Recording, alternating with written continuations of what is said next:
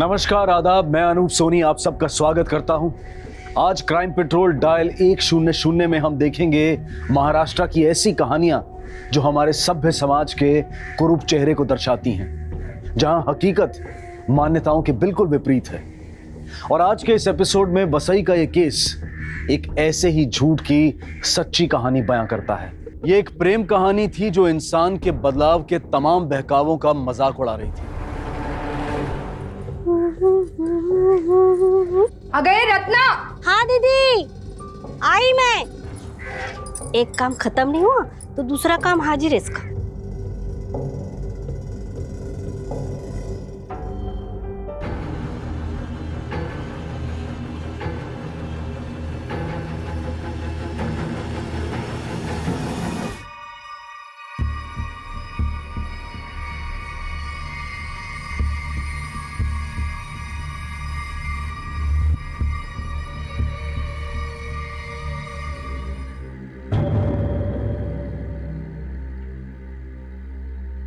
आहो चला, नाश्ता रेडी है।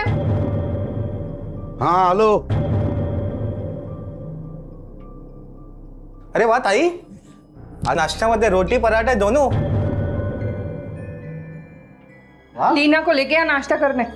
बरं. हे चल.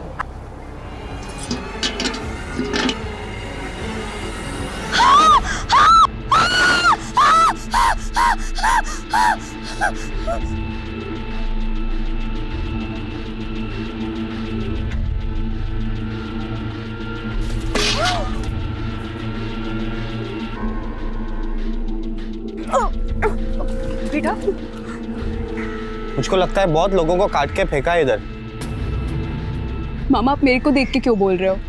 तू सामने थी इसलिए तेरे को पुलिस को फोन करना. मैं फोन करके आता हूँ पुलिस जाके. कान की नीचे दूंगा. मैं यहाँ पे पुलिस वाला ही खड़ा हूँ ना. आओ, आप उसके ऊपर क्यों भड़के हो? अभी सोचो क्या करें। ये सब बहुत भारी पड़ने वाला है हम लोगों पर। मुझे तो डर है इस चक्कर में आपकी कहीं नौकरी ना. चुप, बिल्कुल चुप.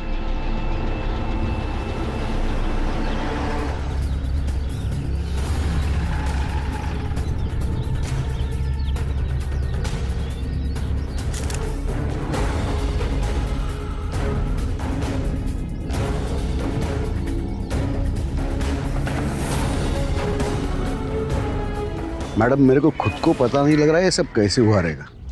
हाँ, मेरे को लगता है रात को किसी ने काटा और फेंक दिया. सुबह ये रत्ना पानी लेने आई तभी उसने देखा. किसकी डेड बॉडी है? अरे मैडम, इसको कैसे पता रहेगा? इसने भी तो सभी लोग के साथ देखा. अभी उसको नहीं पता होगा तो आपको पता होगा ना. मुझे अगर पता होता तो मैं खुद बताया था. मैं खुद हैरान हूँ.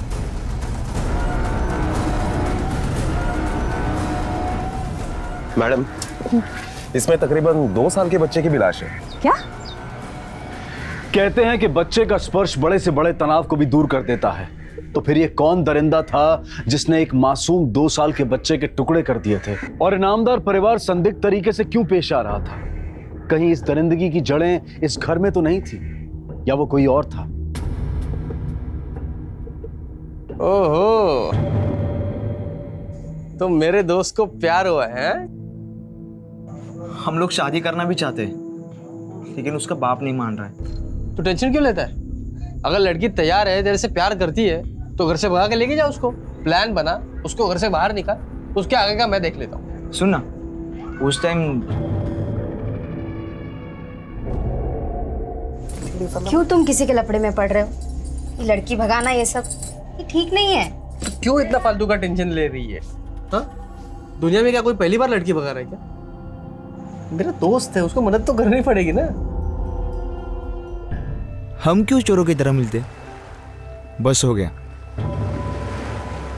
अब कल ही मैं अपने आई को अपने बारे में बताता हूँ. तेरी आई को बताने से क्या होगा?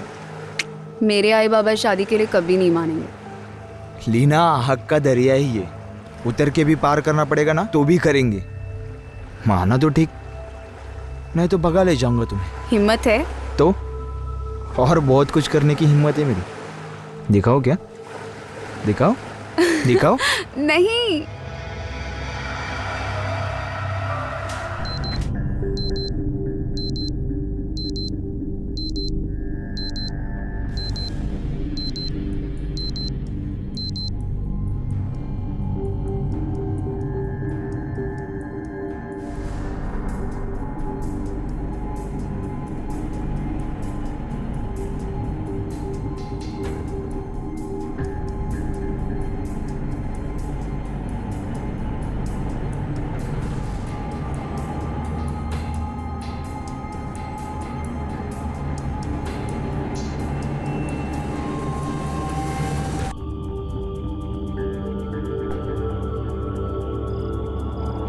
चलो जल्दी।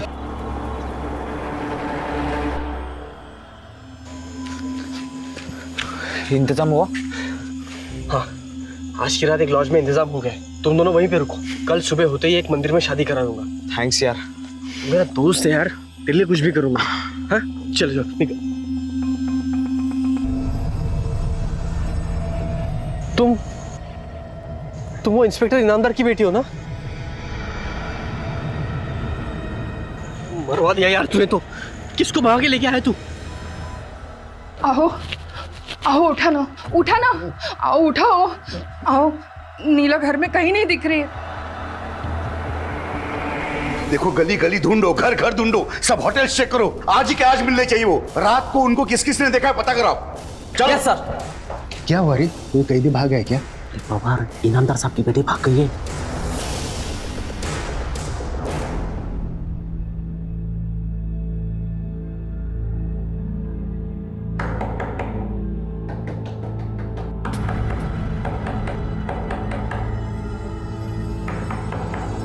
टीना जल्दी उठो, टीना उठो, तुम अंदर बाथरूम में छुप जाओ, मैं देखता हूँ कौन आ गया। जाओ जल्दी।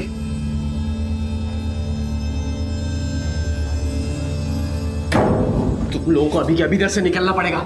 ये लीना का बाप उसको ढूंढ रहा है, सब लॉज चेक कर रहा है, वो इधर भी पहुंच जाएगा जल्दी। चलो, मैंने तुम लोगों का इंतजाम एक जगह पे कर दिया है, तुम लोग अभी उधर रुको।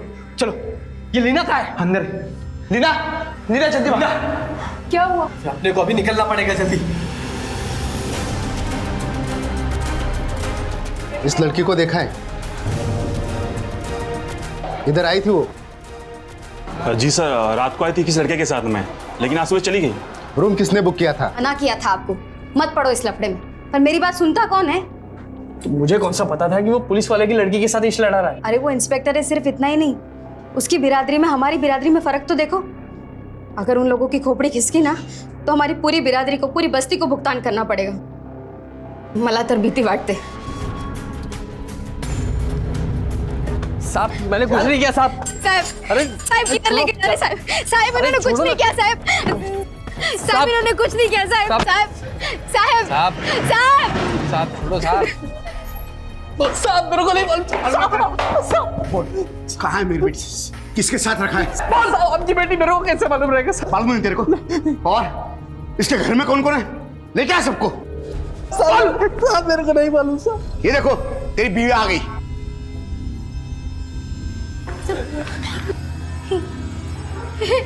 काय केले? सालून के मैडम घ्या त्याने आतमध्ये, खिलाओ हवा अपनी। साहब नहीं साहब, साहब साहब साहब साहब उसको छोड़ दो साहब, साहब उसको छोड़ दो साहब, उसने कुछ नहीं किया, उसका कोई गलती नहीं है साहब। साहब साहब साहब छोड़ दो साहब। तो पता कहाँ है?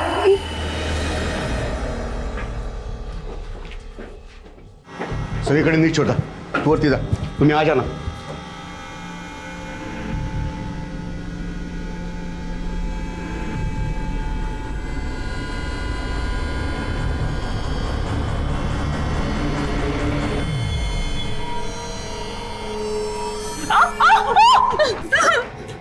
तुला सांगितलं होतं त्याला भेटू नको, फिर भी तुम यहाँ मुंह मारने चली आई। अब तो उसे जिंदा नहीं छोड़ूंगा मैं। बोल कहाँ है वो? बोल कहाँ है? वो खाना लेने गया बाबू। खाना खिला रहे तेरे को? और बाहर टाइट फिटिंग लगाओ, अगर मिलेगा तो क्या करना उसे तुम्हें पता है। चलो। ये बड़े लोग हम लोग को कुत्ते के माफिक समझते, मालूम? जब मन करा, जब जी चाहा उठा लिया और पीट डाला। आज मेरे भाई को मारा, कल आपका परिवार होगा, आपका फैमिली होगा। काहे को मालूम? क्योंकि हम लोग जवाब नहीं देते। अरे जब अपने ही चमको दबाते हैं तो बाहर वाले तो दबाएंगे ना। भाऊ बहुत हो गया दबना, अब हिसाब बराबर करके ही रहेंगे।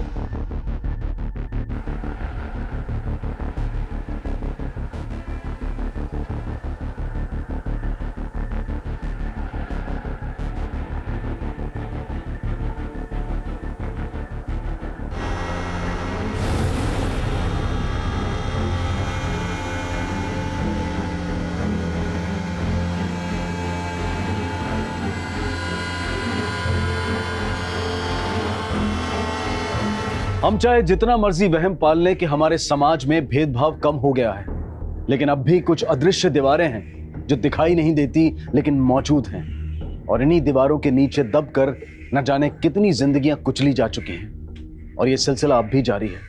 क्या अपनी मर्जी से जीवन साथी चुनना गलत था, या फिर योगेश जो एक प्रेमी जोड़े लीना और समीर की मदद करना चाहता था वो गुनाह था? और अगर नहीं तो उन्हें किस बात की सजा मिली थी?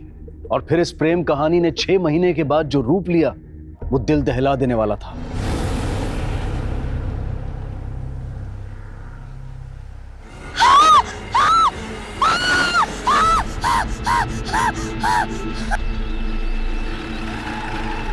मैडम हमेशा की तरह सुबह रत्ना पानी देने आई। मैडम बॉडी की सारी हिस्से निकाले हैं। 3 लाशें, एक आदमी की, एक औरत और एक छोटा बच्चा है।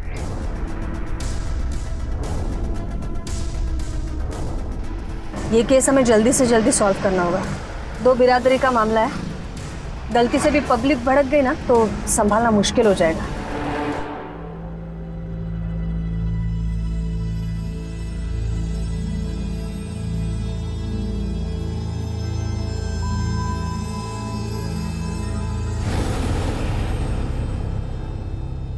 बहुत सीधा आदमी था मैडम योगेश, सबकी मदद करता था और इसी मदद करने के चक्कर में उसकी जान गई। किसकी क्या मदद की थी उसने? तेरे से प्यार करती है तो घर से भगा के लेके जाओ उसको। क्या आगे का मैं देख लेता हूँ। आज की रात एक लॉज में इंतजाम हो गया, तुम दोनों वहीं पे रुको। तुम वो इंस्पेक्टर इनामदार की बेटी हो ना? ये लीना का बाप उसको ढूंढ रहा है, सब लॉज चेक कर रहा है, वो इधर भी पहुंच जाएगा जल्दी। बोल कहाँ है मेरी बेटी? साहब उसको छोड़ दो साहब, उसको छोड़ दो साहब, उसने कुछ नहीं किया, उसका कोई गलती नहीं है साहब। उस इनामदार के डर से वो समीर तो गांव छोड़ के भाग गया, पर कभी कभी आता था रात में। पर इनामदार को तो उसकी बेटी मिल गई थी, फिर अब क्या प्रॉब्लम होगी उसकी? उसकी बेटी की शादी नहीं हो रही थी। आप भी सोचो ना, और तो और मैडम, और लड़की का मामा भी योगेश को धमकाने आया था। तेरी वजह से मेरी भांजी घर पे पड़ी है, तो उसको भगा के लेके गया था ना, घर पे पड़ी है वो। हाँ, रिश्ता नहीं हो रहा है उसको। तेरे को तो मैं अब दिखाता हूँ क्या। मैंने कुछ नहीं कहा। अरे छोड़ उसका। क्या रे, क्या तेरा रोज का नाटक है? काय को डरा था इसको? चल निकल इधर से। अभी तो मैं जा रहा है, लेकिन मेरी भांजी और घर पे पड़ी रही ना, गुलामी बख्तो। तू क्या कर रहा है यहाँ पे? क्या पट्टी पड़ा रहा है मैडम को? इनामदार, आवाज कमी करा, बाहर जाओ। मैडम मैं यहीं पे बैठ के ये क्या बातें सुनाता है आपको, क्या कहानी सुनाता है सुनता हूँ ना। I said out.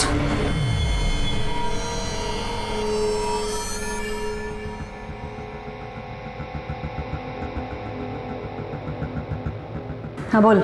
मैडम वो हरीश तो हरीश, ये इनामदार साहब ने योगेश को बहुत परेशान किया, मेरे भाई का जीना आराम कर दिया था।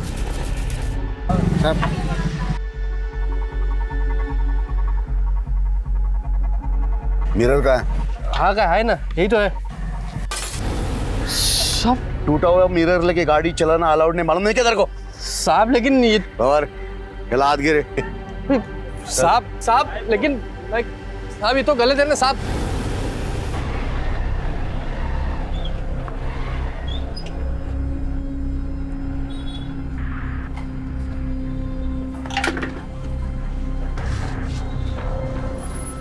और चेक कर जरा। क्या चेक करे साहब? बताते इसको खोल।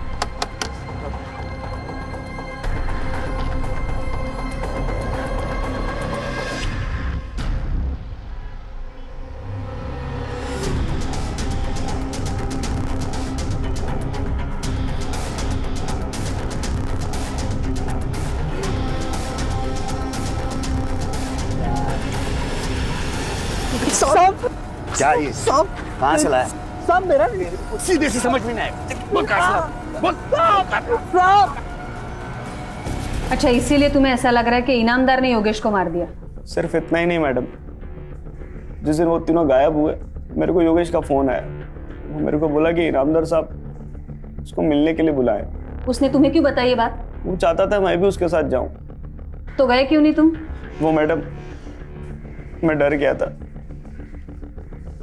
मेरे को लगा इनामदार साहब मेरा भी जीना आराम कर देंगे। ठीक है, अभी तुम जाओ, जरूरत पड़े तो हम लोग बुला लेंगे तुम्हें। बरा मैडम। बाबर, ये योगेश के फोन कॉल के रिकॉर्ड्स मंगवाओ, और हाँ, पड़ोसियों से पूछताछ करो ये यशवंत कितना सच बोल रहा है और कितना झूठ। मैडम, आपने वो 2 कौड़ी के आदमी के सामने मेरी भी इज्जत की, इनामदार, पहली बात, लोगों को यूं कौड़ियों में गिनना बंद करो। और दूसरी बात, इस केस में तुम खुद सस्पेक्ट हो, तो कुछ दिन घर बैठ जाओ, ऑफिशियल लेटर मिल जाएगा तुम्हें। आज से तुम सस्पेंडेड हो। हाँ साहब, मैंने देखा था, वो तीनों गए थे 15 तारीख की शाम को। ये कोई 7 बजा होगा, इस तरफ से गए थे। इसका मतलब है वो इनामदार के घर पे गए थे? उस तरफ ही गए थे। अब उधर क्यों गए थे साहब, ये मुझे नहीं मालूम। और हाँ साहब, उस दिन दोपहर में इनामदार साहब भी आके गए थे योगेश के घर पे। ओए जी साहब, योगेश कहाँ रहता है? योगेश, ये वाला घर है साहब उसका।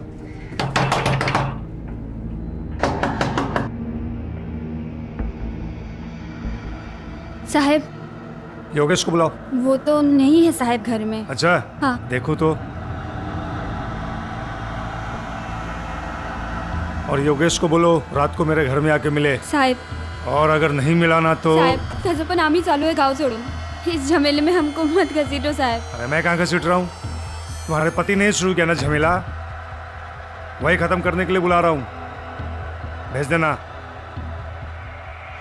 ये योगेश की बीवी ने इनामदार को यूं ही कहा था या सच में वो गांव छोड़कर जाने वाले थे? हाँ साहब, वो अपनी सब जमीन अमीन बेचकर मुंबई जा रहा था। अच्छा, वो लड़का समीर कभी मिलने के लिए आया था?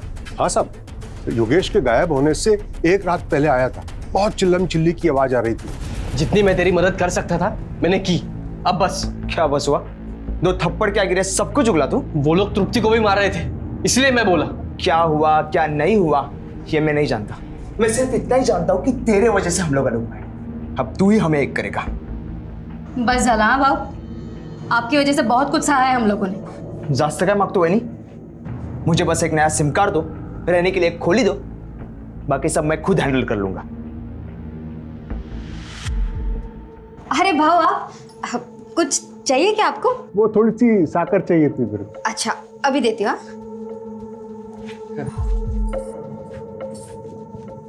बाबर, पोस्टमार्टम रिपोर्ट के हिसाब से तीनों का खून 15 तारीख को 8 से 11 के बीच हुआ है। लेकिन मैडम, डेड बॉडीज को देख के ये लगता है कि उन्हें एक दिन बाद यानी 16 तारीख की रात को पानी में फेंका गया था। योगेश और उसके पत्नी की मौत तो जहर देने से हुई है, लेकिन बच्चे की मौत गला काटने से हुई। मैडम, पड़ोसियों के मुताबिक इनामदार ने योगेश को घर पे बुलाया था। यह भी तो हो सकता है कि योगेश इनामदार के घर पे गया हो, फिर इनामदार ने उन्हें जहर देकर मार दिया और फिर बॉडी के टुकड़े करके पानी में फेंक दिया होगा। नहीं, एक बात सोचने लायक है बाबर, इनामदार अपनी बावड़ी में क्यों लाशें फेंकेगा, और वो भी एक दिन बाद? क्योंकि पानी में खून तो कहीं नहीं था। मैडम, इनामदार पुलिस वाला है, उसने पुलिस वालों की तरह ही सोचा। हम उसके ऊपर शक ना करें, इसलिए शायद उसने ऐसा किया होगा। हो सकता है, बिल्कुल हो सकता है। और पोस्टमार्टम रिपोर्ट में और एक बात है, लाशें काटने के लिए किसी करवट जैसी चीज का इस्तेमाल हुआ है। ये इनामदार की सोच उसकी तरह ही घटिया है। हर चीज में वो ऊंच नीच देखता है। मुझे तो लगता है कि खून उसी ने किया होगा। उसकी बेटी समीर के साथ भाग गई, उसे बर्दाश्त नहीं हुआ होगा। बाबर, एक काम करो, योगेश के और इनामदार के फोन के कॉल रिकॉर्ड्स मंगवाओ, और ये इनामदार को भी बुलवाओ जरा। मैडम, मेरी लड़की भागी नहीं थी, वो उसे बहका के भगवा के लेके गया था। अगर भाग जाती तो मैं सोचता मर गई मेरे लिए, पर ऐसे कोई भगा के लेके जाए तो मैं क्या, कोई भी चुप नहीं बैठेगा। आप चाहे तो रिकॉर्ड चेक करो। पाटिल मैडम, ये इनामदार की बेटी है ना, उसे जरा पुलिस स्टेशन लेके आओ जल्दी। हाँ, तर मिस्टर इनामदार। 1 minute madam.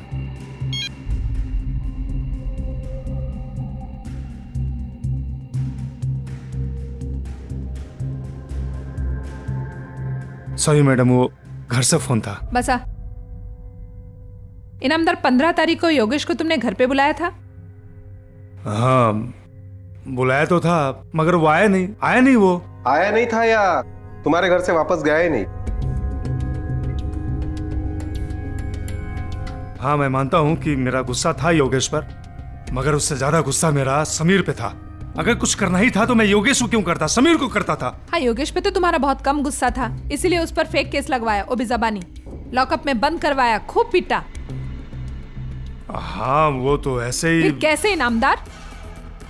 जादू से बुलेट आई उसके स्कूटर में?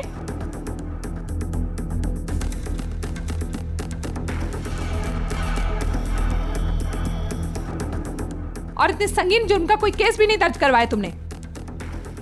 वैसे एक बात बताइए इनामदार साहब, योगेश को आपने अपने घर पे क्यों बुलाया था? मैडम मैं सच कह रहा हूं, वो लोग मेरे घर आए ही नहीं।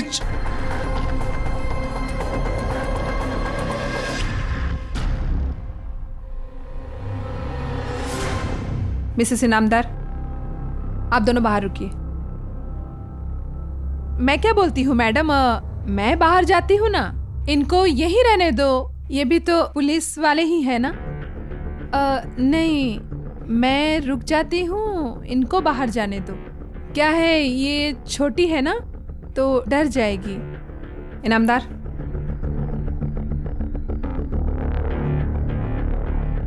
ये बस बस बस घाबरो नकोस। तुमने चेहरा क्यों ढाक रखा है दुपट्टे से? दुपट्टा हटाओ। डरो नहीं, दुपट्टा हटाओ।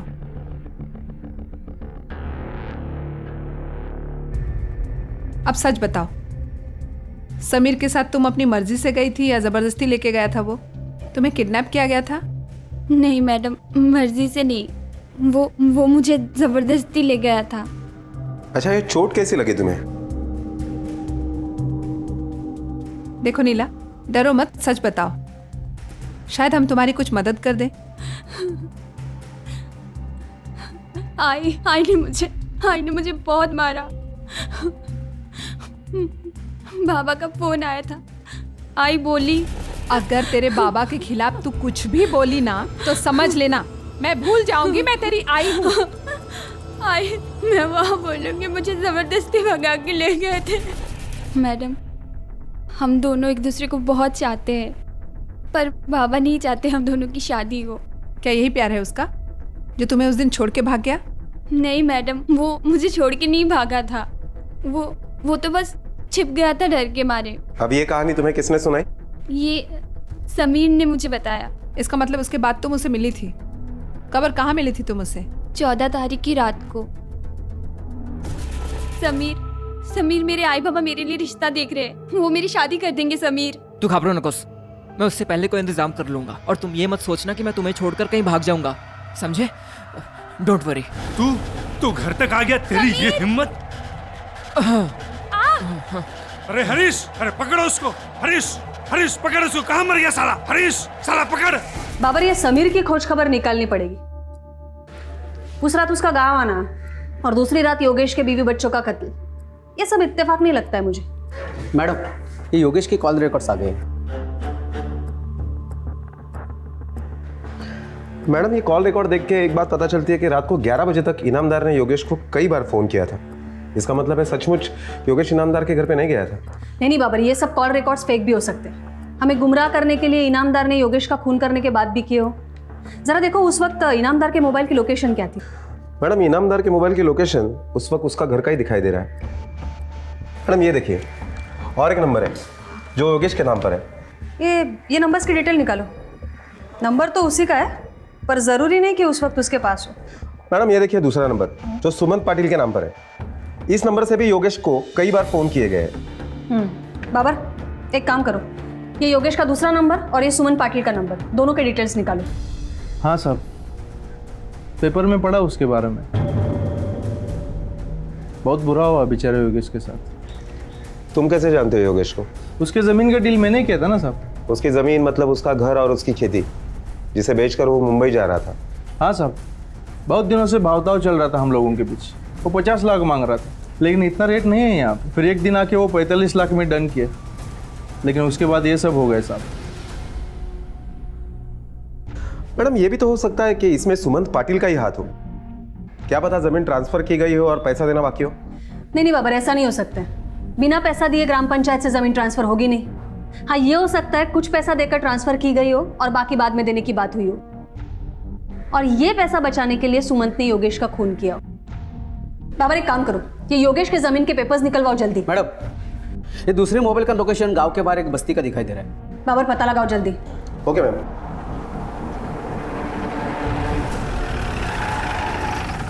साहब, वही रूम है।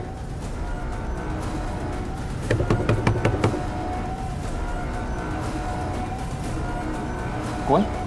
अरे सर, काय झालं? तू योगेश के नाम का सिम कार्ड यूज करा था ना? क्यों? किसे छुपना चाहता था? मैम वो इनामदार साहब से। और किससे छुपने की क्या जरूरत है मुझे? क्यों? पुलिस से छुपने की जरूरत नहीं है। साहब मैंने कुछ किया ही नहीं तो मैं क्यों छुपूं? अच्छा, कुछ नहीं किया तूने? योगेश के नाम का सिम कार्ड यूज कर रहा है, उसके नाम का रूम लेकर रह रहा है, और फिर भी तुझे लगता है पुलिस पकड़ेगी नहीं तुझे? हाँ? मैम वो सिम कार्ड योगेश ने दिया था मुझे, मतलब इनामदार साहब से बचने के लिए। मैं बहुत रोया उसके सामने, तभी उसने मुझे मदद की। मैं किसी को क्यों मारूं? वो तो मेरा दोस्त था, मैं क्यों मारूं उससे? देख बेटा, अगर तूने मारा होगा ना तो क्यों मारा और कैसे मारा ये सब हम निकलवा लेंगे। बस तेरे हाथ से ये मौका चला जाएगा जब तू तेरी सजा कम करवा सकता था। बाबर, ये केस की सारी फाइल्स चाहिए मुझे। सर, ये सुमंत पाटिल के कॉल रिकॉर्ड्स है जो आपने मंगवाए थे। मैडम, ये कॉल रिकॉर्ड से पता चलता है कि सुमंत पाटिल को हरीश ने भी कई बार फोन किया था। ये हरीश और सुमंत का एक दूसरे से क्या लेना देना है? मैडम, ये योगेश, जमीन, पैसा, लीना और समीर एक दूसरे से जुड़ी हुई कड़ियां लगती है। साहब वो दोस्त है मेरा, इससे आगे मेरा उससे कोई वास्ता नहीं साहब। अभी आप बोले ना मेरे को कि योगेश सुमन को जमीन बेच रहे हो, तभी मेरे को मालूम पड़ा साहब। अच्छा, ये तूने पिछले हफ्ते योगेश को इतने फोन क्यों किए थे जब वो उसे जमीन बेच रहा था? साहब आप मुझ पे शक कर रहे हो? पुलिस वाले का साला हूँ साहब, मैं ऐसा गलत काम थोड़ी ना करूँगा साहब। बाबर, ये हरीश बहुत टेढ़ी खीर है, ये जरूर कुछ छुपा रहा है हमसे, या तो वो इनामदार के बारे में या तो फिर सुमंत पाटिल के बारे में। मैडम, मुझे लगता है कि हमें सुमंत पाटिल और इनामदार के घर की तलाशी लेनी चाहिए। हो सकता है कि मर्डर वेपन उनके घर पर ही मिले या कोई खून के धब्बे भी मिल सकते हैं। ये इनामदार और सुमंत पाटिल के साथ साथ समीर के रूम की भी तलाशी लेनी चाहिए। बाबर, एक काम करो, कल सुबह जल्दी से जल्दी सर्च वारंट लेके आओ कोर्ट से। इनामदार, तुम्हारे घर का सर्च वारंट है मेरे पास। कोपरा शोधूंगा। Yes sir. बाबर मेरी बात सुनो, तुम्हें यहाँ पे कुछ मिलने वाला नहीं है। बिरादरी में मेरी नाक कटेगी। देखो, ये तुम भी जानते हो, it's a part of investigation, और तुम्हें जो कुछ कहना है मीरा मैडम से कहना।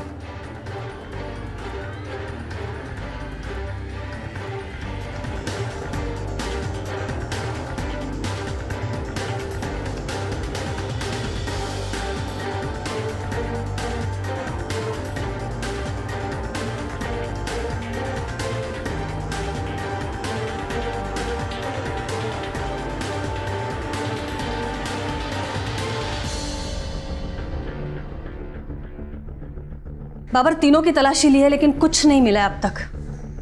आखिर क्या है और कहाँ है? ये कातिल बहुत शातिर है या फिर ऐसा कुछ है जो हमारी नजरों से छुपा है अब तक?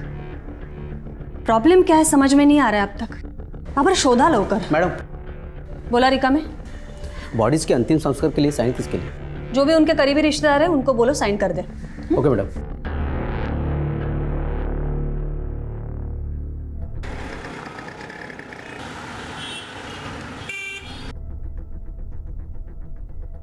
यशवंत जी साहब, हमें वो तीनों के अंतिम संस्कार के लिए तुम्हारे साइन चाहिए। यहां पे साइन कर दो।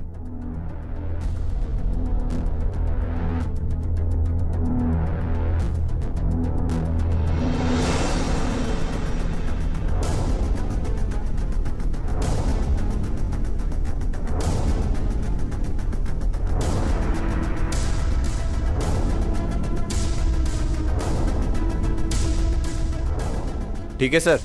हाँ।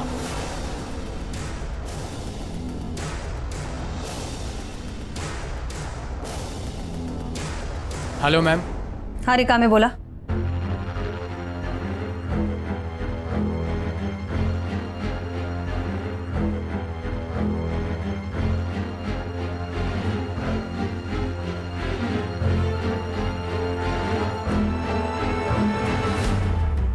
यशवंत, क्या हुआ साहब? अरे 2 पेपर और भी है, एक काम करो, पुलिस स्टेशन जाके साइन करके आओ। काय को? नज़दीकी रिश्तेदार तुम हो, अंतिम संस्कार के लिए बॉडी तुम्हें सौंपनी है इसलिए। हरीश, इनामदार साहब ने तुम्हें भी बुलाया। अच्छा। फोन मत करो, मैडम के सामने बैठे हैं, यहाँ तक फंसे हुए हैं। चलो साथ में चलते हैं। नहीं नहीं, तुम दोनों चले जाओ, मुझे थोड़ा काम है। ओके ठीक है। कशाला बोलवलंय? लाव लवकर. कशाला बोलवलंय? चला बाबर.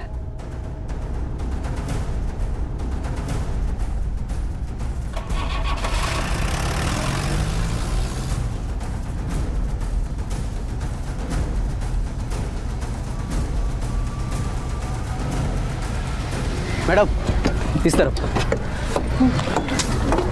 आइए.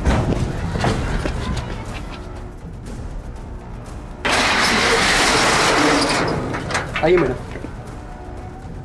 ये देखिए.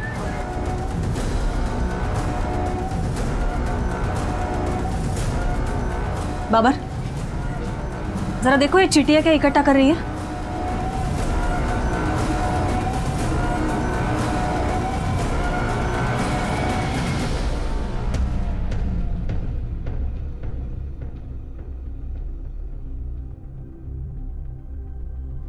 मैडम, ये तो मांस का टुकड़ा है.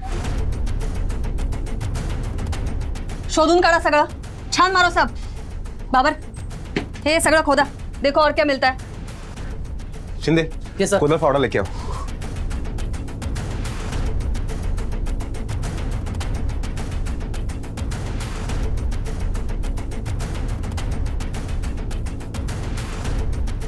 ते मागे बघा काय ते. पवार, तो कोपरा शोधा.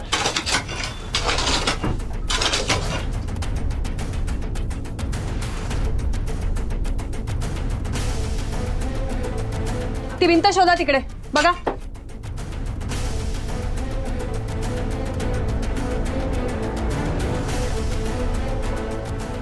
ए, रुको रुको रुको.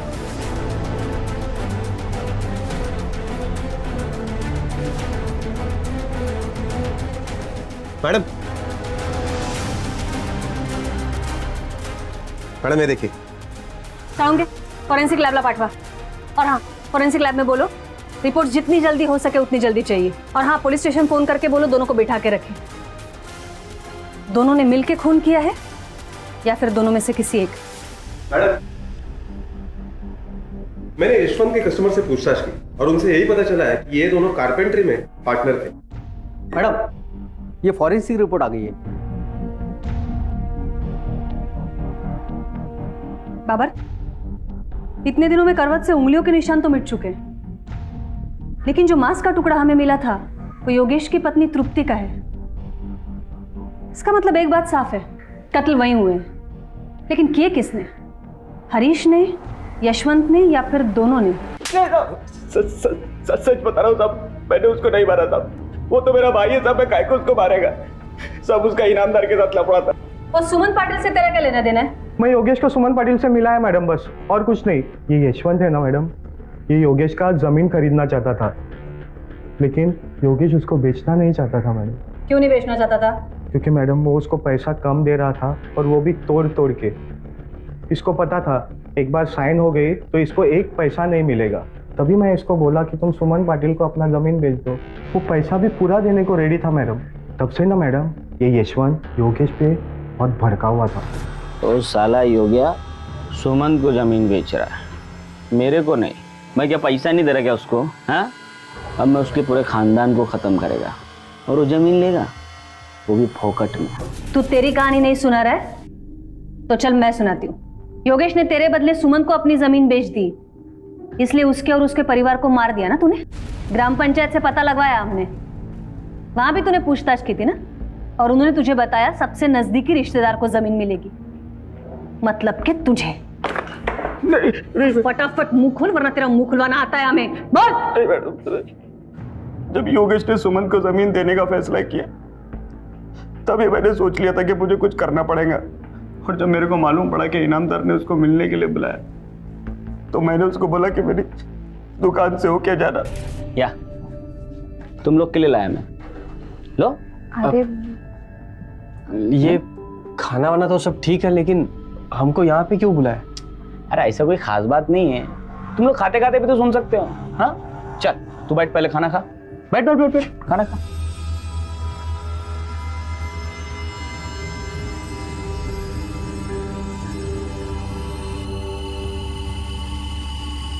बच्चे ने खाना नहीं खाया था इसलिए वो जिंदा था.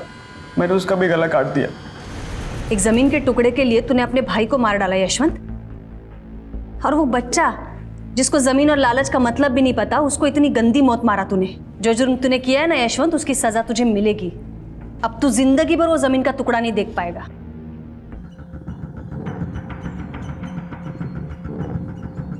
पापा चले? कितना टाइम लगता है तुमको तैयार होने में? हाँ, और ये बाल क्यों खुले हुए हैं? हाँ, एक मिनट, ये तुमने लिपस्टिक लगाई? पापा आज वैलेंटाइंस डे है ना। तुम स्कूल पढ़ने जाती हो या ये सब करने जाती हो? तुम अपनी बहन जैसा बनना है? जाओ जाके बाल बांधो और लिपस्टिक पोंछ के आओ।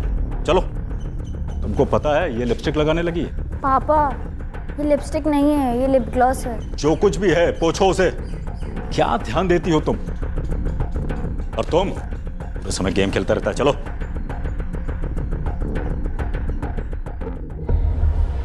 न रहो न निराश करो मन को, कुछ काम करो, कुछ काम करो।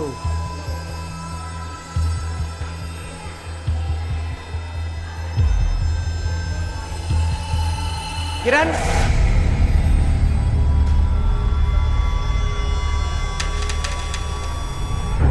क्या छुपा रही हो? कुछ भी नहीं सर। मैं वहां पढ़ा रहा हूं और तुम दोनों यहाँ पर बातें कर रही हो। दोनों सामने देखो और बैठो।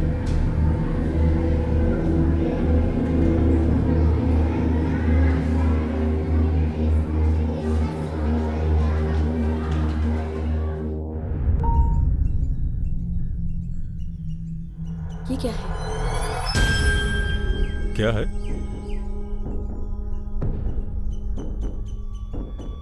किरण, किरण, यहाँ आओ। हाँ पापा। क्या है ये? हाँ, तुम्हारी कॉपी से मिला है।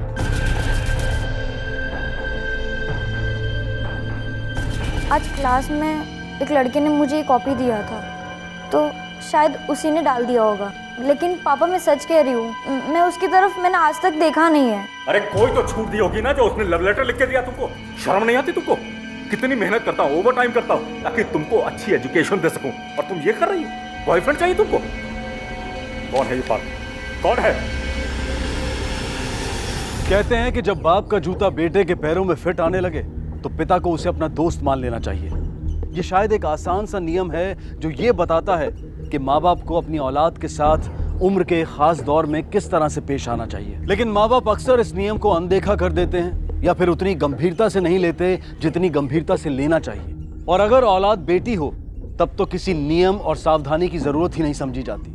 उसे संभालने और सुरक्षित रखने की कोशिश में अक्सर माँ बाप जानबूझकर या फिर अनजाने में उनके साथ ज्यादती कर बैठते हैं और उनका विश्वास खो बैठते हैं। और बच्चा उनसे प्यार करने, उन पर यकीन करने की बजाय उनसे डरने लगता है। अपनी जिंदगी से जुड़ी जरूरी बातें उनसे छिपाने लगता है, जैसा कि किरण कर रही थी। किरण, कितना लेट हो गया है, अभी तक सोई है। कितना अंधेरा कर रखा है कमरे में। ये कांच कैसे टूटा? रात को ठीक था। किरण, किरण ये कांच कैसे टूटा है? किरण, किरण!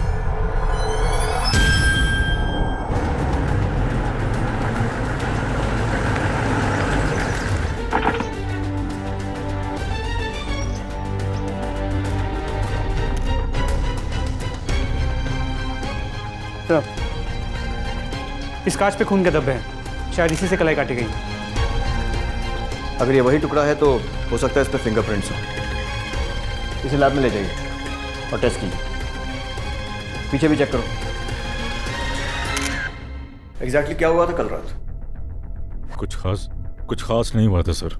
रोज की तरह किरण अपने कमरे में चली गई और हम लोग अपने कमरे में। देर रात में उसके कमरे में गई भी थी। खिड़की खुली हुई थी, मैंने बंद भी किया। और जब सुबह उठाने गई, उसकी कलाई कटी हुई है और बॉडी पर जितनी चोटों के निशान है उतनी चोटों में आदमी इतना चिल्लाता है कि पूरा मोहल्ला उठ जाए। और आप लोगों ने कोई आवाज भी नहीं सुनी। हम सच कह रहे हैं सर। अपनी बेटी की चीखें सुनते तो बचाते नहीं उसे। किरण का किसी से झगड़ा हुआ था इन दिनों? या फिर कुछ अनयूजुअल सा बिहेव कर रही हो? या फिर कोई ऐसी बात है जो आपको लगता है कि हमें मालूम होनी चाहिए? सेलफोन कहाँ है किरण का? सेलफोन नहीं रखती थी किरण। इस जमाने की लड़की, इस एज की लड़की, और मोबाइल नहीं रखती थी। कमाल है। नहीं सर, वो उसकी पढ़ाई की वजह से हमने अलाउ नहीं किया था। एक बार रूम फिर से चेक करो और पंचनामा करवाओ। सर।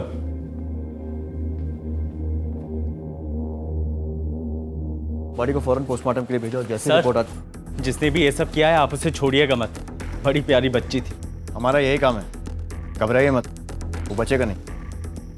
वैसे आप यहीं रहते हैं? 1 महीने पहले ही आया हूँ। इसके पहले मैं सागर में जॉब करता था, पर फैमिली और बहन से इतना दूर था, इसलिए वो जॉब छोड़कर अब भोपाल में तलाश रहा हूँ। काफ़ी क्लोज हैं अपनी दीदी के? क्यों नहीं होगा सर, इकलौती बहन है मेरी। ठीक है संजय, पूरा मैटर काफ़ी कंफ्यूजिंग है। कोई खिड़की का कांच तोड़कर अंदर आता है, किरण को मारता है और फिर रूम सेट कर चला जाता है और घर वालों को कुछ पता नहीं चलता। ये बात कुछ हजम नहीं होती। सर ये तब हो सकता है जब उसे मारने वाला कोई घर का हो, ये ऑनर किलिंग का मामला हो सकता है। हाँ, लेकिन किरण एक जवान लड़की है, एटलीस्ट चिल्लाकर पड़ोसियों को तो उठा ही सकती थी। अनलेस किसी ने उसका मुंह बंद कर दिया हो तो। एक हाथ से मुंह बंद करके दूसरे हाथ से कलाई काटना इम्पॉसिबल है, एक आदमी का काम नहीं हो सकता। इस ब्रिजेश के बारे में पता करो कि कैसा आदमी है। क्या सचमुच यहाँ नौकरी की तलाश में आया है या फिर किसी और मकसद के लिए इसे यहाँ बुलाया गया है? सर, उसके डैड ने मुझे पूरे क्लास के सामने थ्रेट किया था, लेकिन मैंने उसके बाद उससे कभी बात नहीं की। तुम पार्थ हो, अगर तुम्हारी बहन को कोई ऐसा काट दे तो तुम्हारी हिम्मत कैसे हुई इतनी चीप हरकत करने की मेरी बेटी के साथ? इन कामों के लिए स्कूल होता है। So I want a written apology from his parents, क्योंकि बच्चे जो हैं वो नहीं सर, मुझे माफ कर दो sir. I am sorry sir, मैं माफी मांगता हूँ सर, लेकिन प्लीज मेरे मॉम डैड को मत बुलाइए प्लीज। उसके घर मिलने गए थे कभी? नो सर, मुझे तो ये भी नहीं पता कि उसका घर कहाँ पे। सच में मैंने कुछ नहीं किया, बस एक गलती हो गई मुझसे। एक बात बताओ, किरण का किसी और के साथ अफेयर था? I don't know sir. Phone है ना तुम्हारे पास? नंबर दो, जरूरत पड़ी तो कॉल करेंगे, उठा लेना। मिस्टर शर्मा, सुना है पिछले दिनों आप अपनी लड़की पर काफी भड़के थे, उस पर चिल्लाए थे और उसके स्कूल भी गए थे। हाँ गया था, लेकिन वो कोई सीरियस मैटर नहीं था। आपसे डिसीजन सुनाने को नहीं कहा है। सर मुझे नहीं पता ऐसा कुछ हुआ था उस दिन, और मैं तो घर पर भी नहीं था शायद। किरण के बैग से वैलेंटाइन डे का कार्ड मिला था, इसलिए डांटा था इन्होंने उसे। मतलब उसका बॉयफ्रेंड था? सर मेरी बेटी वैसी नहीं थी, उस लड़के ने छिपा कर उसके बैग में वो कार्ड रख दिया था, उसे तो पता भी नहीं था।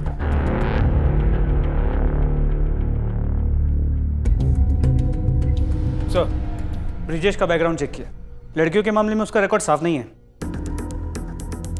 अगर ये मान भी लें कि ये सब ब्रिजेश ने किया है, फिर भी किरण के चिल्लाने की आवाज़ उसके माँ बाप को क्यों नहीं सुनाई दी? और ये फात के कॉल रिकॉर्ड्स, इनके हिसाब से उस रात को वो किरण के घर के आसपास भी नहीं था। सर ये रही लड़की की पोस्टमार्टम रिपोर्ट।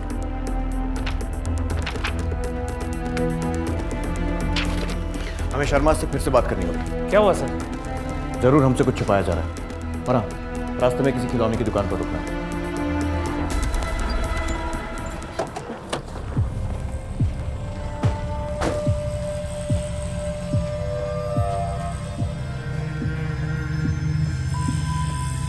हाय बेटा। अरे वाह, गेम खेल रहे हो?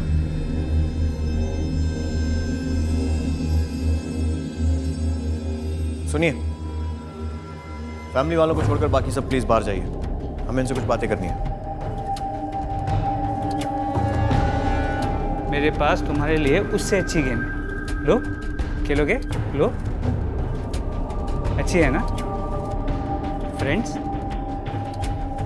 किरण की पोस्टमार्टम रिपोर्ट आ गई है और उसके मुताबिक मरने के कुछ घंटे पहले किरण के किसी के साथ शारीरिक संबंध बने थे। उसकी मर्जी से या उसके खिलाफ, ये क्लियर नहीं है। क्या बकवास कर रहे हैं आप?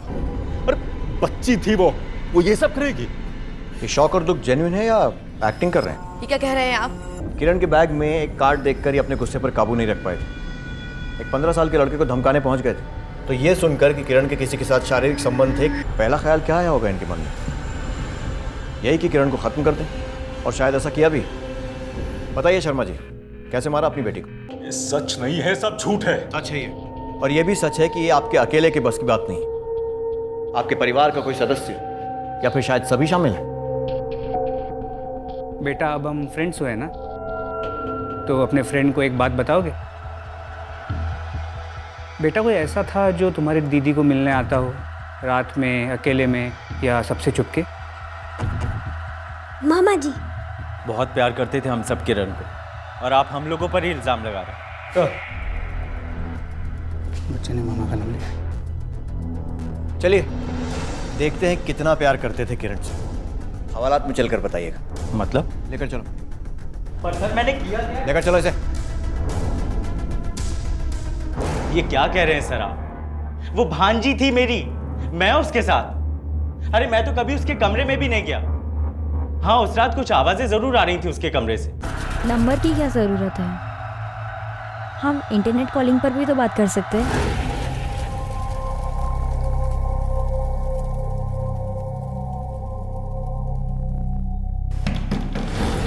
कहानी अच्छी है तेरी, पर तेरी रेपुटेशन से मैच नहीं करती, क्योंकि हमें पता है कि तुझे सागर वाली जॉब से क्यों निकाला गया था।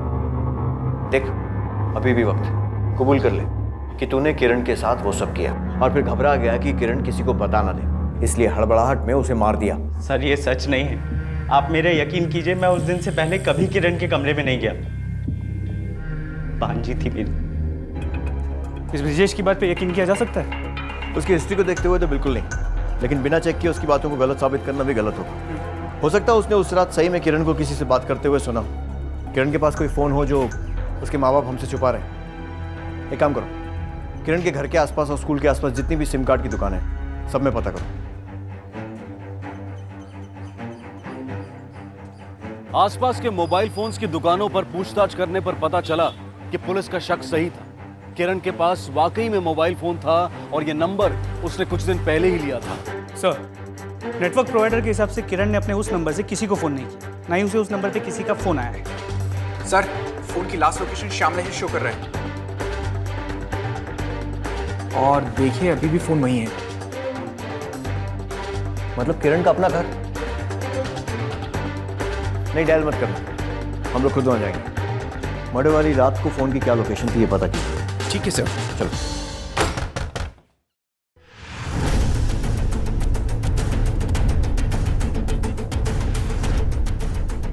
अब क्या हुआ सर? हादसे से कुछ दिनों पहले किरण ने मोबाइल फोन खरीदा। आप लोग जानते थे इस बारे में? नहीं इंस्पेक्टर, अगर ऐसा कुछ भी होता तो हमें मालूम होता। सर रिंग जा रही है, शायद फ़ोन साइलेंट पर हो। रूम में चल। सर, यहाँ।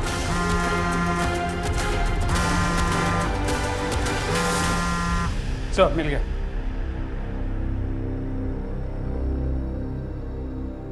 तो आप में से किसी ने भी इस फोन को पहले कभी नहीं देखा? नहीं मैम। अगर आप लोग सच बोल रहे हैं तो इसका मतलब ये है कि किरण ने ये फोन छुपा कर रखा था। हाँ बोलो। श्योर हो?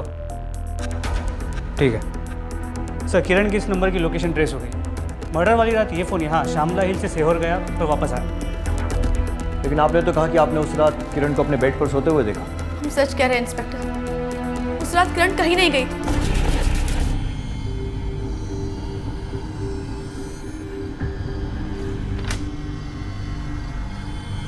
खिड़की बंद करके जब मैं कमरे से बाहर निकली तो वो अपने बेड पर ही सो रही थी। चेहरा देखा था आपने उसका?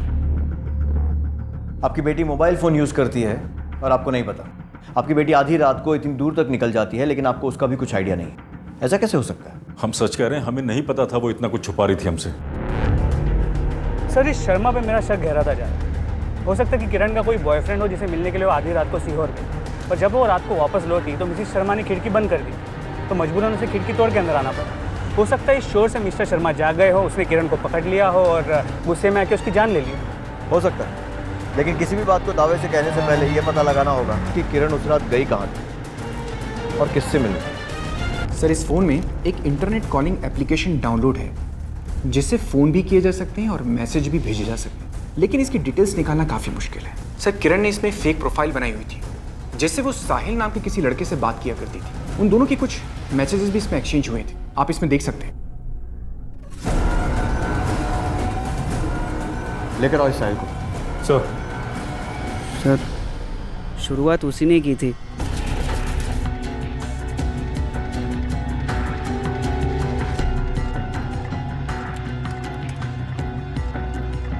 हाय hi, happy Valentine's day. Who are you? मुझे तो पता भी नहीं था कि मैसेज वो कर रही है, इसलिए मैं उसे मिलने गया था। हाय। तुम इतनी लेट यहाँ क्या कर रही हो? तुमसे मिलने आई हूँ। इतने दिनों से हम मैसेजेस पर जो बात कर रहे हैं। क्या हुआ? तुम हंस क्यों रहे हो? अरे कुछ नहीं, it's just a big misunderstanding. मैं प्राची को लाइक करता हूँ और मुझे लगा मैं प्राची को मैसेज कर रहा हूँ। साहिल प्लीज मजाक मत करो। अरे मैं मजाक नहीं कर रहा हूँ। तुम झूठ बोल रहे हो साहिल। कोई मुझे ब्लैकमेल कर रहा है। अगर तुम्हें नहीं पता था तो उसको कैसे पता चला सब कुछ मेरे बारे में? किरण, मुझे कुछ पता नहीं चल रहा है, तुम ये सब क्या बोल रही हो? और बहुत लेट भी हो चुका था तो मैंने बोला कि तुम चली जाओ। कहाँ से अलग अलग गए थे? किस लोकेशन से? यहाँ। साहिल किरण से लास्ट टाइम यहाँ मिला था और उसके जाने के बाद किरण अपने घर के लिए वापस निकली। किरण के मोबाइल रिकॉर्ड से पता चला है कि रात 11 बजे वो घर से निकली थी सीहोर के लिए और 1:30 बजे वापस आई। इसके अलावा साहिल भी सच कह रहा है। उसके मोबाइल को ट्रैक करने से पता चला कि किरण को मिलने के बाद वो सीधे अपने घर गया था। इसका मतलब यह है कि हमें श्यामला हिल्स और सीहोर के बीच में पूछताछ करनी चाहिए। शायद किसी ने कुछ देखा हो।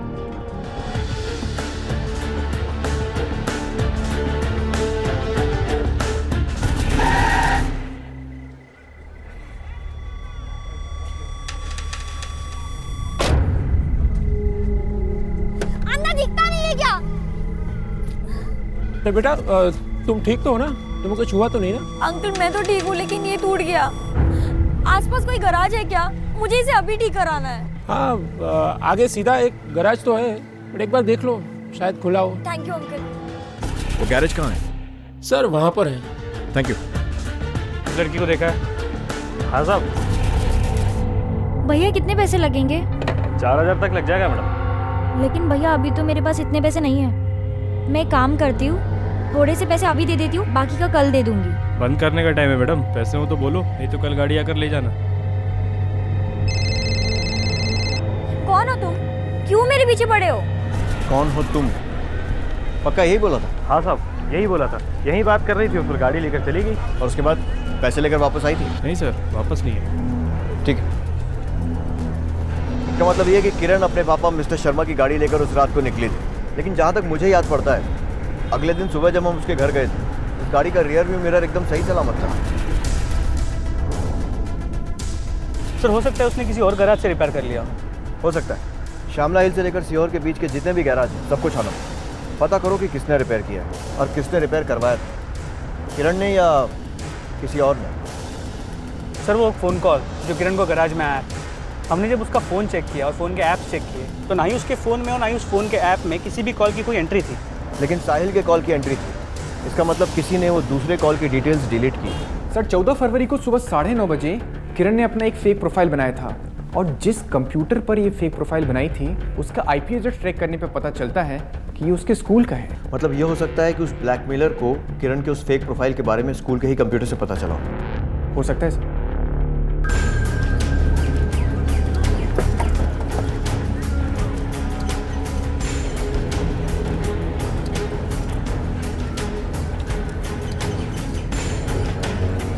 सुनो, ये लड़की आई थी यहाँ सफ़ेद गाड़ी में, गाड़ी का रियर व्यू मिरर ठीक करवाने। नहीं साहब, नहीं देखा। सर ये है किरण का कंप्यूटर, वो इस पर बैठा करती थी। अच्छा, अगर क्लास के कंप्यूटर से किसी ने फ्रेंड्स बुक साइट पर लॉगिन किया तो किसी और को उसके बारे में पता चल सकता है? अगर उसे उस कंप्यूटर का पासवर्ड पता हो तो हिस्ट्री में जाकर चेक किया जा सकता है कि इस कंप्यूटर से कौन कौन सी साइट को विजिट किया गया है। और किरण के अलावा और किस किस के पास था इस कंप्यूटर का पासवर्ड? टीचर्स के अलावा 10th 11th 12th के कुछ दूसरे बच्चों के पास। एक कंप्यूटर कुल 6 बच्चों को अलॉट होता है। ठीक है, मुझे उन सभी बच्चों और टीचर्स की डिटेल्स चाहिए। सर 6 स्टूडेंट्स और दोनों टीचर्स के फ़ोन लोकेशन रिकॉर्ड चेक किए हैं। सिर्फ यही नंबर है जो घटना वाली रात को सीहोर की तरफ गया है। किसका नंबर? सर क्या कर रहे हैं आप लोग? ये सब कुछ नहीं किया मेरे बेटे ने। एक मिनट, उसके कॉल रिकॉर्ड से साफ पता चलता है जिस रात किरण की मौत हुई थी किरण से मिला था। हाँ बेटा, आगे की कहानी खुद बता दे वरना निकालने के तरीके आते हैं। बोल। सर मैं और किरण लैब में एक ही कंप्यूटर पे काम करते थे। फिर मैं एक दिन कंप्यूटर लैब में उसको नोट देने गया तो देखा वो किसी से फ्रेंड्स बुक पर चैट कर रही थी। उसके अगली बार जब मेरा टर्न आया तो मैंने कंप्यूटर से उसकी हिस्ट्री निकाल ली। सर, मैं तो सिर्फ उसे मज़े के लिए डराना चाहता था, लेकिन उस रात जब मैंने उसे फ़ोन किया तो कौन हो तुम? क्यों मेरे पीछे पड़े हो? 980057 यही है ना तुम्हारे पापा का नंबर? तो क्यों ना मैं उन्हें फ़ोन करूं और तुम्हारे और साहिल के बारे में बता दूं? नहीं नहीं नहीं, प्लीज ऐसा मत करना। अगर मेरे पापा को पता चल गया तो मुझे जान से मार देंगे। मैं तुम्हारे हाथ जोड़ती हूँ, प्लीज ऐसा मत करना। तुम जो बोलोगे मैं करूँगी वो। कुछ भी? हाँ कुछ भी, पर तुम्हें भी मेरा एक काम करना पड़ेगा। सर, किरण ने मुझे कुछ पैसे लाने को कहा था और मैंने घर के लॉकर से पैसे लिए और उसे मिलने चला गया।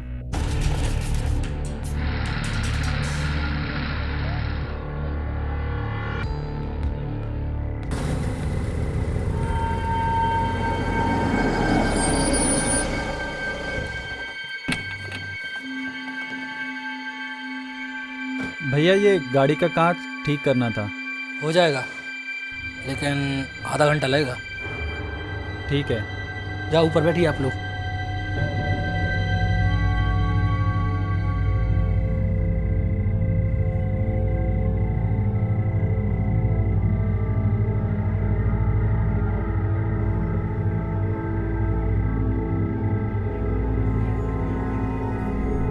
तुम शुरू से ही मुझे अच्छी लगती थी, बस हिम्मत नहीं हो पाई तुमसे बोलने की।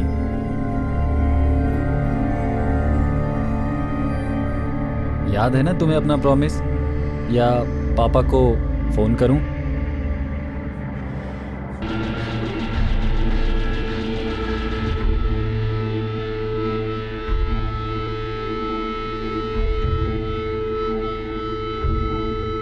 क्या चल रहा है यहाँ पे? कुछ नहीं, हम तो बैठे हुए थे। सब रिकॉर्ड कर लिया है इसमें। उम्र है तुम लोगों की ये सब करने की? बुलाओ पुलिस को, अंदर करवाऊं दोनों को। अरे इस वीडियो को इंटरनेट पे डाल देते हैं, जब सब लोग देखेंगे तब पता चलेगा इन लोगों को। नहीं, ये मत करिए ना प्लीज, ये मत करिए प्लीज। नहीं करेंगे, लेकिन तुम्हें भी हमारी एक बात माननी पड़ेगी। हम दोनों के साथ एक एक बार, समझ गई ना?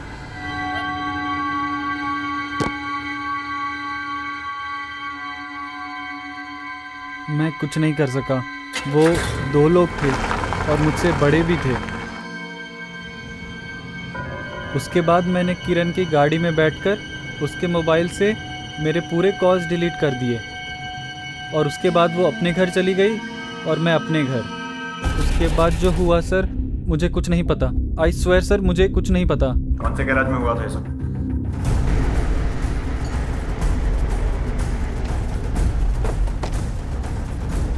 सब लोग हट जाओ इधर से। क्या हुआ था आप लोग? ये दोनों तेरे यहाँ काम करते हैं?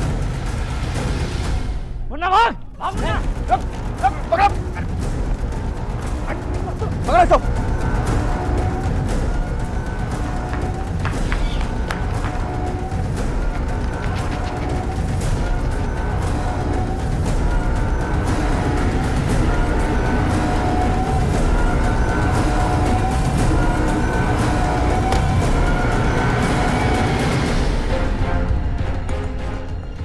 सर, फोरेंसिक डिपार्टमेंट से फ़ोन आया।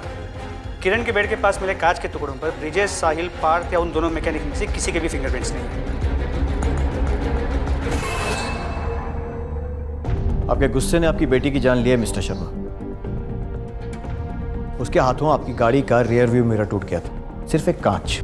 लेकिन वो आपसे इतना डरी हुई थी कि उसे रिपेयर कराने के लिए वो उस रोहित से मिली, जो उसे पहले से ब्लैकमेल कर रहा था, क्योंकि उसे मिरर रिपेयर कराने के लिए पैसे चाहिए थे। और उसके साथ वो उस गैराज में गई जहां उसके साथ वो सब हुआ। और इस सब के बाद किरण रात को वापस घर आई।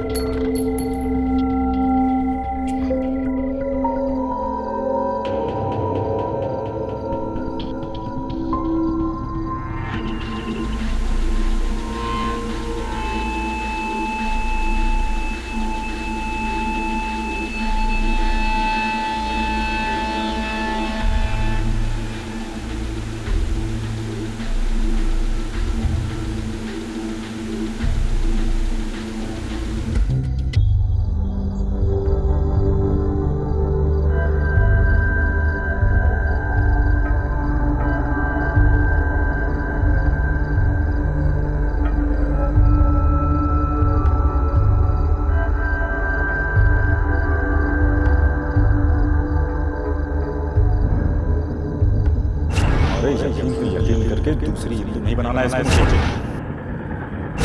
हिंदू बनाना है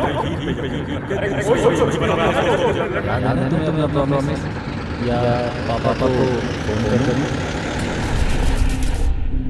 आपके डर ने आप दोनों के बीच में दूरी इतनी बढ़ा दी थी कि इतनी बड़ी बात होने के बाद भी वो आपको बताना नहीं चाहती थी। उसने आत्महत्या रेप के कारण नहीं की होगी, बल्कि इस डर से की होगी कि अगर आपको पता चल जाएगा तो आप कैसे रिएक्ट करेंगे। आपको पता है किरण के मरते समय उसके रोने की आवाज़ आपको क्यों नहीं सुनाई दी? उसे मौत से ज़्यादा आपका खौफ था। उसे डर था कि कहीं आप आवाज़ सुनकर उसे बचा लेंगे और फिर उसे वही सब झेलना पड़ेगा जिससे बचने के लिए वो आत्महत्या कर रही है। जब कोई छोटा नाजुक पौधा गलत दिशा में बढ़ने लगता है तो माली उसके साथ एक सीधी और सख्त लकड़ी लगा देता है। वक्त बीतता जाता है लेकिन पौधा फिर भी उस भारी सहारे से अलग थलग पहले की तरह गलत दिशा में बढ़ता जाता है। माली लगातार उस पौधे पर अपनी नजरें लगाए इंतजार करता रहता है और एक दिन वो पौधा उस लकड़ी का सहारा लेकर सही दिशा में आगे बढ़ने लगता है और उस दिशा को अपनी दिशा बना लेता है। शायद इतना ही आसान होता है बच्चों को सही दिशा में मोड़ना। जरूरत है तो सिर्फ संयम और समझदारी की। हम उम्मीद करते हैं कि किरण के पिता से जो गलती हुई वो समाज के किसी और पिता से ना हो। इसी विचार के साथ मैं अनूप सोनी आपसे विदा लेता हूं। फिर मुलाकात होगी अगले एपिसोड में एक और चौंका देने वाले केस के साथ। तब तक अपना और अपने परिवार का ख्याल रखें और देखते रहें क्राइम पेट्रोल डायल 100। सबक एक को, सीख हम सबको। जय। क्राइम पेट्रोल्स के और भी दिलचस्प कहानी देखने के लिए हमारे चैनल को सब्सक्राइब करें और बेल आइकॉन दबाना न भूलें।